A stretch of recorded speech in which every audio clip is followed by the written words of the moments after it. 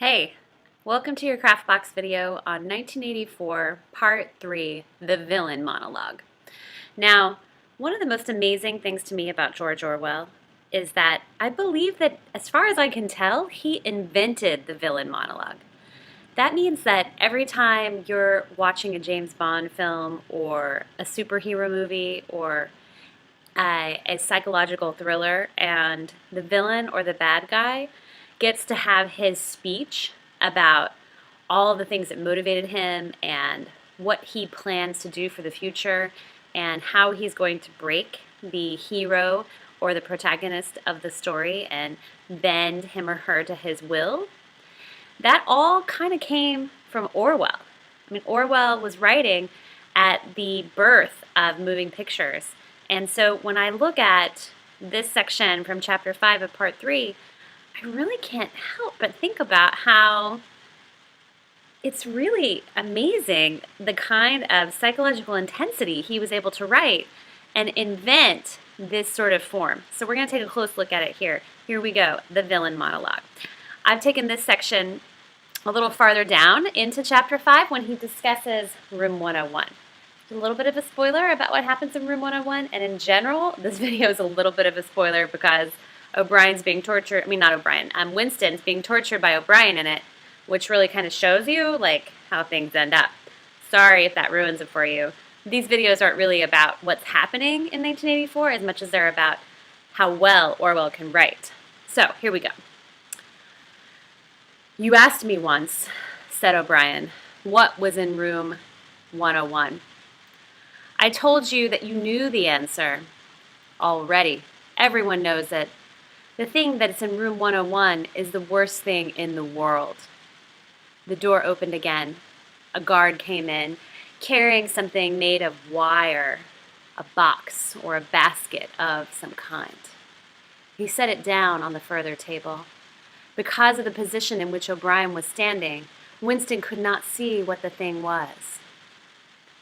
"The worst thing in the world," said O'Brien, "varies from individual to individual.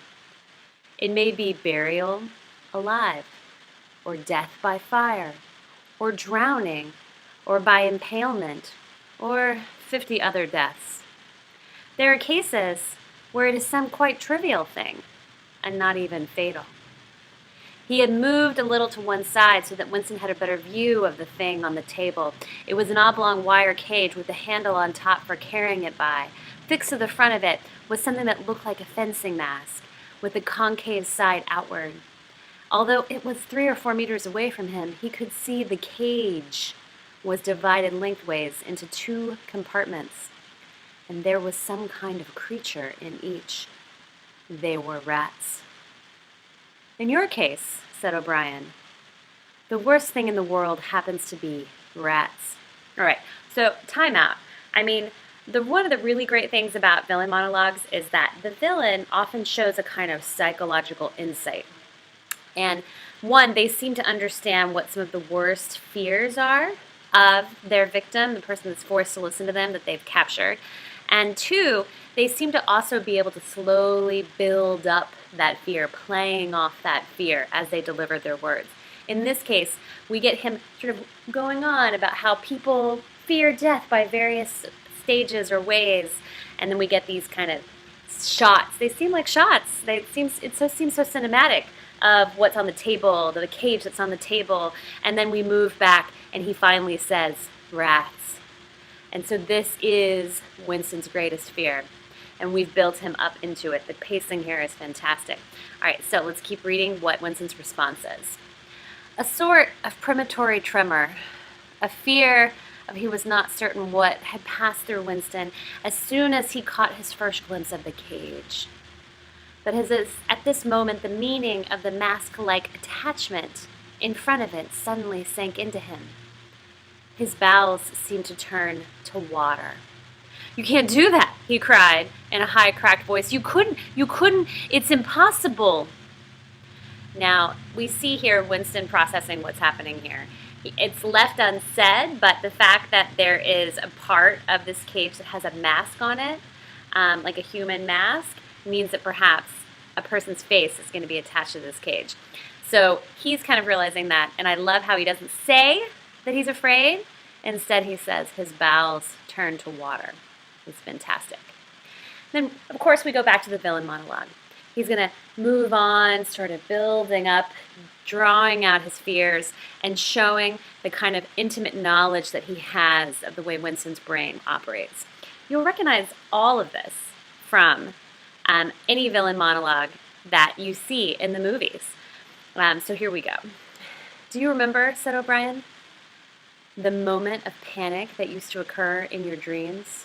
There was a wall of blackness in front of you and a roaring sound in your ears. There was something terrible on the other side of the wall. You knew that you knew what it was, but you dared drag it out into the open. It was the rats that were on the other side of the wall. O'Brien, said Winston, making an effort to control his voice, you know this is not necessary. What is it that you want me to do? O'Brien made no direct answer. When he spoke, it was in the schoolmasterish manner that he sometimes affected. He looked thoughtfully into the distance, as though he were addressing an audience somewhere behind Winston's back. How often have you seen that exact thing in a movie where the actor playing the villain, begins to look off into the distance and begins to not necessarily really respond to the particular person that they have captured, but instead responds to society, responds to larger issues. And so this is exactly what's happening here. And O'Brien is the first villain to have done it, I think. So here we go. By itself, he said, pain is not always enough. There are occasions when a human being will stand out against pain, even to the point of death. But for everyone, there is something unendurable, something that cannot be contemplated. Courage and cowardice are not involved. If you are falling from a height, it is not cowardly to clutch at a rope. If you have come up from deep water, it is not cowardly to fill your lungs with air. It is merely an instinct which cannot be destroyed. It is the same with rats. For you, they are unendurable. They are a form of pressure that you cannot withstand, even if you wish to. You will do what is required of you. But what is it? What is it? How can I do it if I don't know what it is?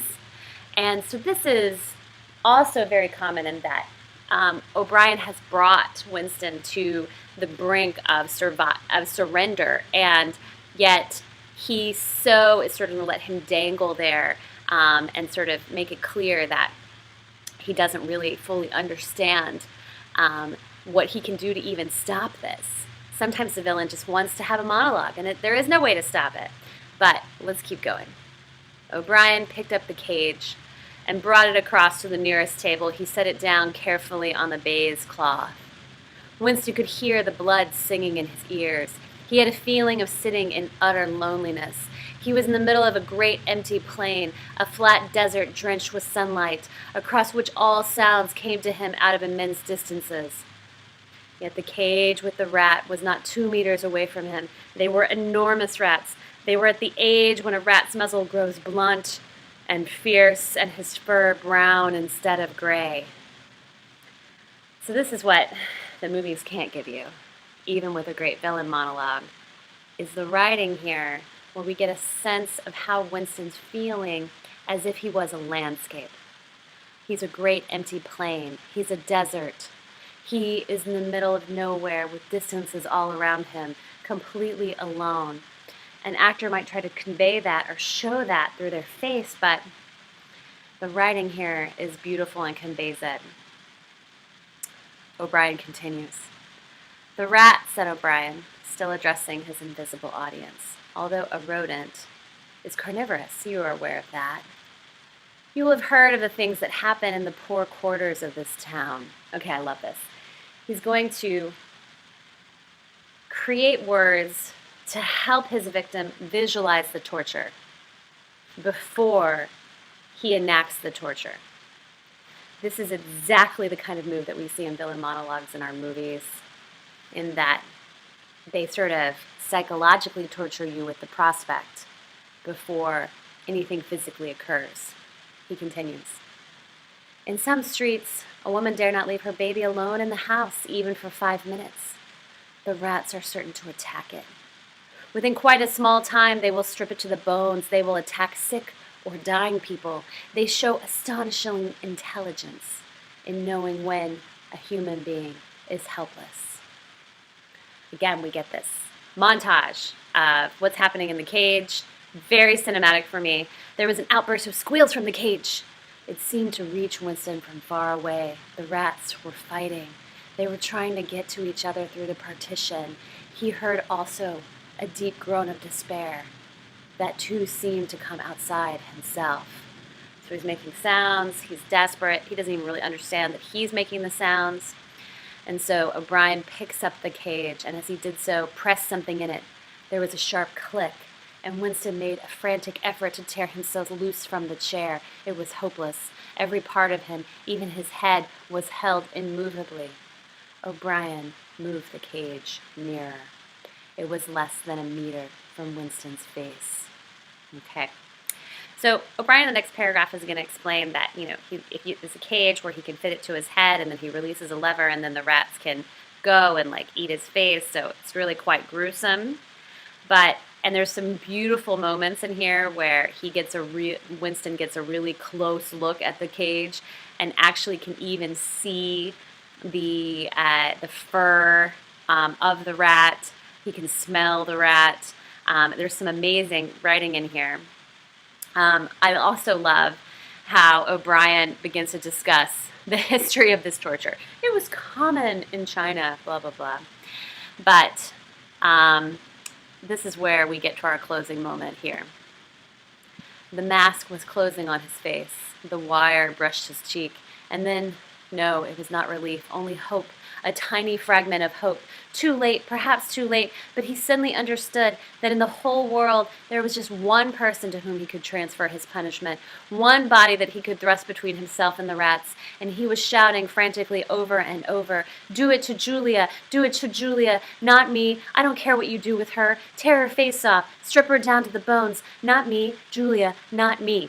Okay, so Winston here has given up his love and Julia, and in many ways this is a political act, which is made clear throughout 1984, that the relationship that they've developed not only is against the law in Ingsoc society, but also sort of spiritually as an act of freedom, an act of choice, an act of choosing a person over a government, and the fact that he's given her up here is very significant. But let's discuss how he emotionally feels after he's given her up. He was falling backwards into enormous depths away from the rats. He was still strapped in the chair, but he had fallen through the floor, through the walls of the building, through the earth, through the oceans, through the atmosphere, into outer space, into the gulfs between the stars, always away, away, away from the rats. He was light years distant, but O'Brien was still standing at his side. There was still the cold touch of wire against his cheek, but through the darkness that enveloped him, he heard another metallic click, and he knew that the cage door had clicked shut and not open. Again, the writing of Orwell here, with this long string of prepositional phrases starting with through, you get a sense that he's lost himself, that he feels he's free floating. It is something that an actor can try to convey, but really, 1984 not only was the origin of the Villain Monologue, but in my mind is even better than Villain Monologues. To get this kind of feeling that we get from the writing, it requires a soundtrack, it requires a string section, it requires an actor with a close-up, and Orwell has done it in a sentence. One very long sentence. Let's see if I can get it highlighted here for you. So, that is O'Brien's Villain Monologue, and if you choose to discuss and try to imitate it as an exercise in craft, I suggest that you focus on painting a vivid picture of the potential destruction that's going to come, psychological insight of the victim, the villain having this calm voice with complete control, the villain having a desire to convert or convince the hero of the virtues of their side, and a kind of gloating of their power. Those are some things that we saw here in Orwell's 1984, and they're also things that we see throughout villain monologues in pop culture and beyond. So thanks for your attention, and good luck with your villain monologues.